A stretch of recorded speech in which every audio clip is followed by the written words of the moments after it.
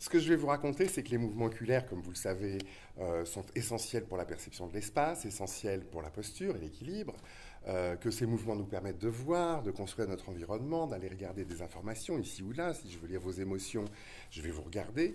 Et en gros, je suis en train de bouger les yeux. Je bouge les yeux en permanence et il y a une palette, un répertoire de mouvements oculaires possibles extrêmement large. On ne va pas les décrire ici, mais entre les saccades, la poursuite, la vergence, l'accommodation, les yeux n'arrêtent pas de bouger. Mais vous êtes très peu conscient de ce que vous faites avec les yeux. Et si je vous demandais qu'avez-vous fait pendant les 10 secondes passées avec vos yeux, au fond, blanc. Blanc parce que les yeux bougent, les yeux servent la vision, mais malgré le fait qu'on ait des muscles qui fassent bouger ces organes en permanence, on ne sait rien de ce que font ces organes.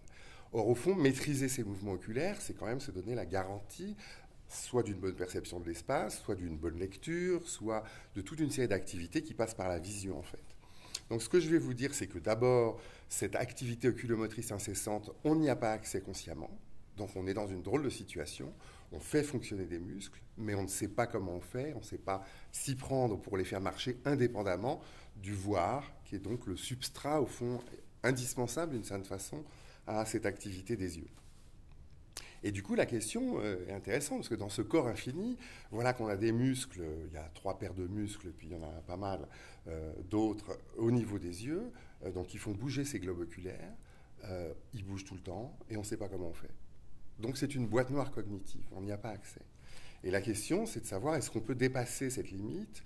Est-ce qu'on peut faire en sorte que ces mouvements oculaires, au fond, deviennent accessibles à la conscience, et puis, plus que ça, accessibles au contrôle volontaire qui nous permettrait d'utiliser ces yeux, non seulement pour mieux maîtriser son regard, mieux contrôler son regard, mais peut-être pour agir dans le monde extérieur. Alors pour faire ça, il faut transformer, au fond, l'activité des yeux avec un dispositif technique qui va enregistrer l'activité des yeux et qui pourra transformer cette activité en autre chose.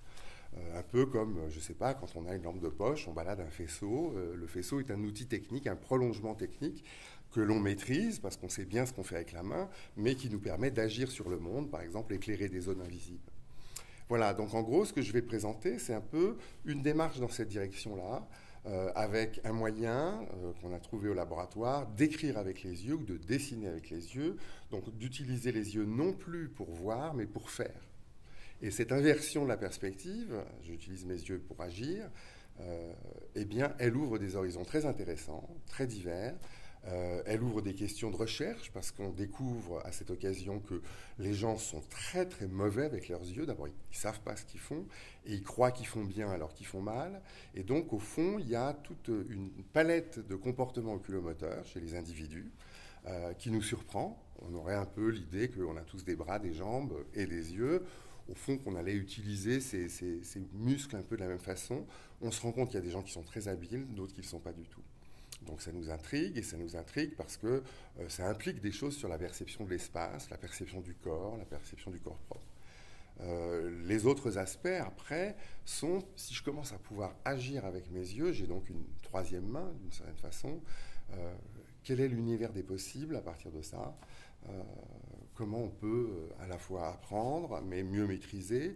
Alors ça peut être vrai de pathologies comme, je ne sais pas, les pathologies du développement, hein, la dyslexie, les dyspraxies, les troubles attentionnels chez l'enfant. On sait que chez la personne âgée, par exemple, les mouvements oculaires sont désorganisés, qui sont moins bien, qui sont moins bons. On peut penser que ça a des implications sur l'équilibre, la posture, ce qu'on appelle la chute de la personne âgée. On a des applications cliniques avec des personnes qui seraient paralysées et qui ne seraient pas en mesure de bouger les membres ou de parler. Il y a quelques applications en cours à l'hôpital. Et puis voilà, il y a aussi le monde des arts, parce qu'au fond, on va peut-être avec les yeux pouvoir dessiner, pouvoir faire des sons, pouvoir être productif en maîtrisant cette activité oculomotrice.